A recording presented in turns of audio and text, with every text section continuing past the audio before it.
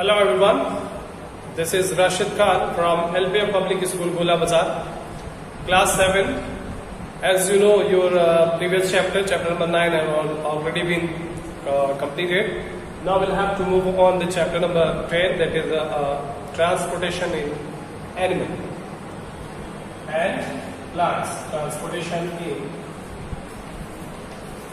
animals and plants. So how the transportations happen, what the mean of a transportation, what is the transportation actually, we'll have to study about. First of all, here is transportation.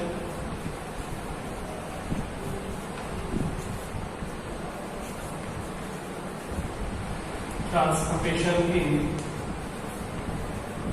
animals, like animals.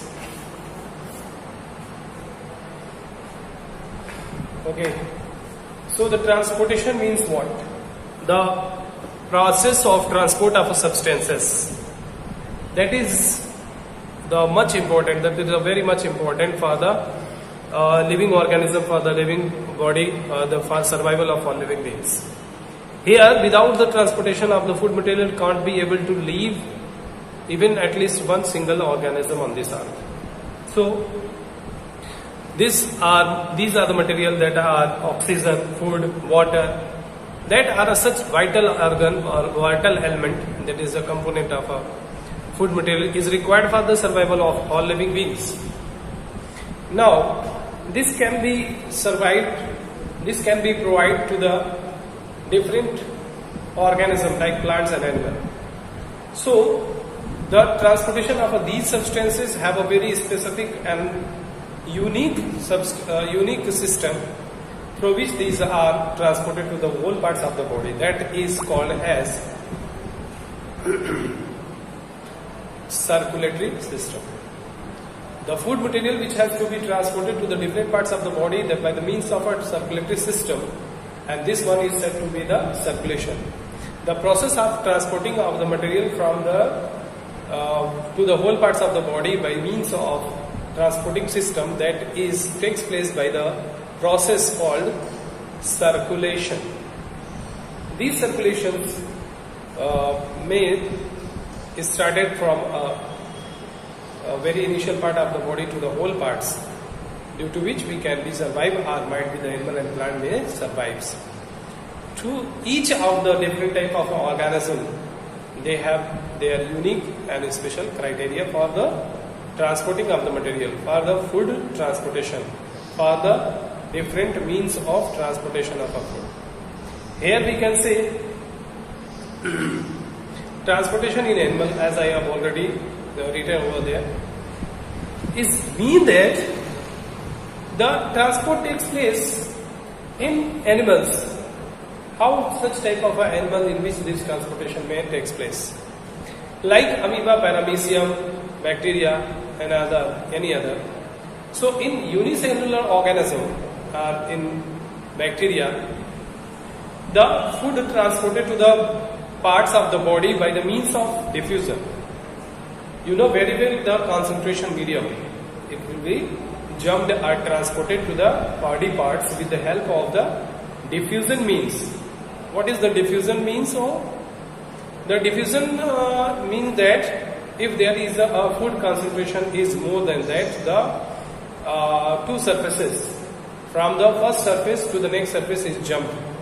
So the jumping of or transporting of this material with the plenty medium to the other side, and in other side there is no means of these nutrients or food material. So it will have to jump or transport by the means of diffusion. So diffusion is what?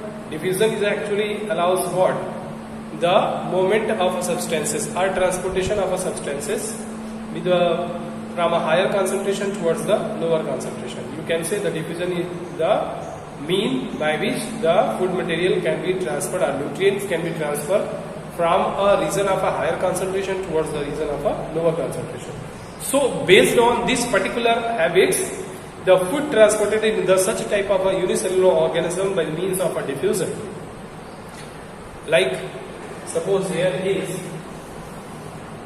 amoeba, and these have criteria to take their nutrients.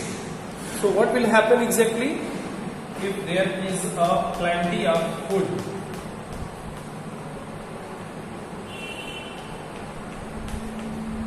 There is number of a food present. If there is a amount of a food is larger, the greater extent. So what will be the criteria? The criteria will be these particular type of a nutrient jumped are transported by means of diffusion, I said. Right? How this diffusion happens? Due to which here is a number of molecules or the nutrients are more, but here is no nutrients are present. So here is the concentration level is low, and there is a higher concentration level. So from the higher concentration, as we know that the transport or the movement of a substance from a higher concentration, from a region of a higher concentration towards the region of a lower concentration. So in this way the food material or nutrient may transfer in case of a unicellular organism. Next one, transportation in case of transportation in animals. And next, transportation in human. How the transportation may happen in case of a human. So we will know very well about. We'll have to draw a structure like this.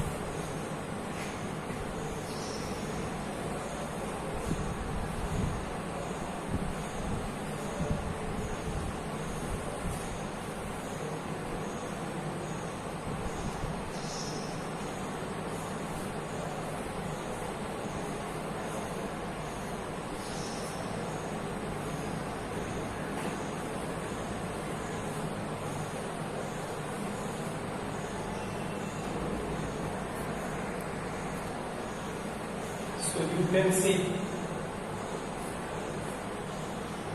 here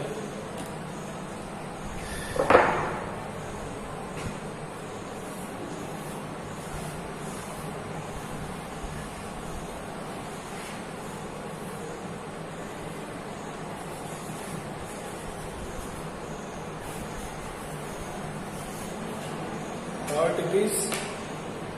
And now there is an important part, that is the blood flow to the whole parts of the body by means of the veins and the veins and arteries. First of all, we'll have to know the blood circulation takes place by the means of the blood vessels. These blood vessels are having their particular different forms or their different functions, and they have different names as well. There are the three blood vessels: the arteries, the veins, and the capillaries. Through these, these structure you can see in the blue and red structure. They are get differentiated. I will tell you about how these can be get differentiated from one another. So here you can see this is the heart, and through the heart the blood is comprises to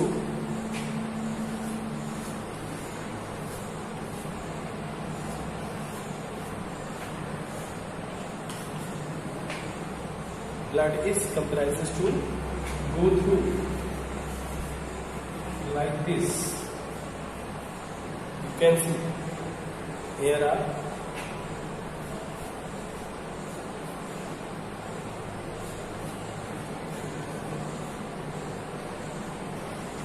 you can see here the most importantly part of the nerves that are scattered over here.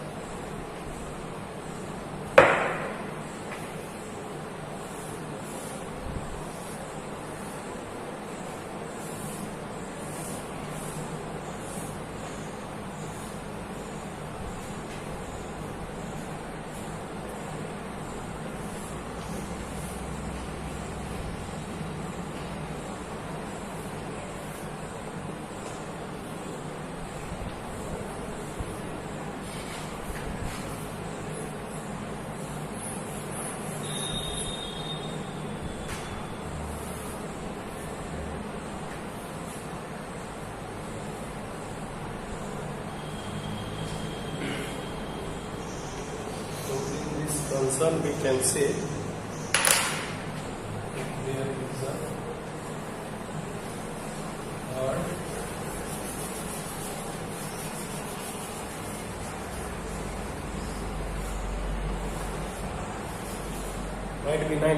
might be not like the same, but we could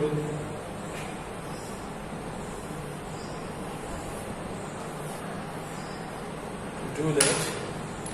So here we have to move on.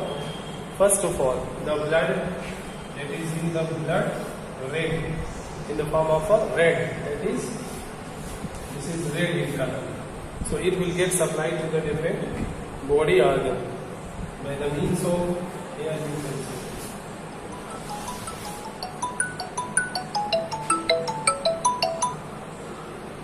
by the means of these criteria for which it can be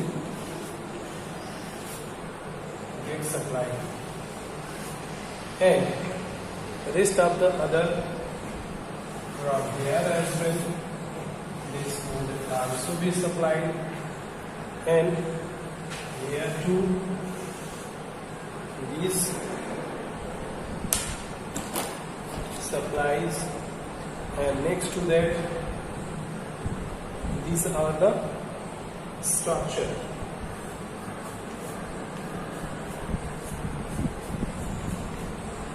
This can be supplied to us.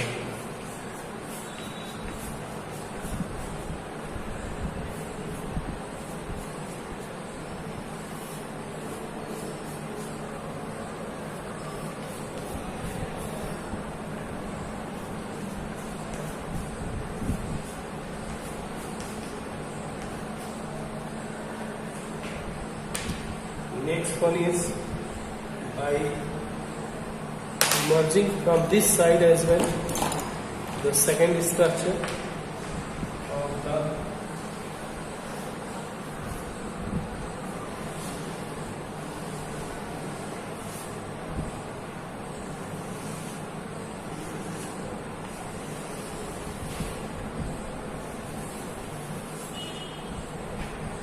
this could be known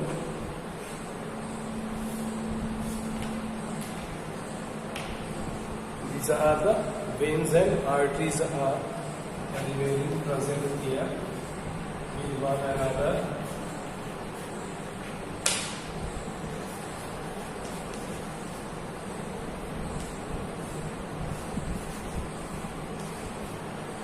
So from these particular type of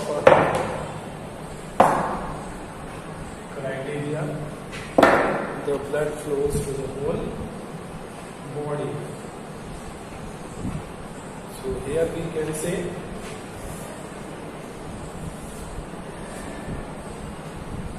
here the structure by which the blood get flows. How these blood get flowed? Here we can say the three important part through which the blood get flows: arteries, veins, and capillaries.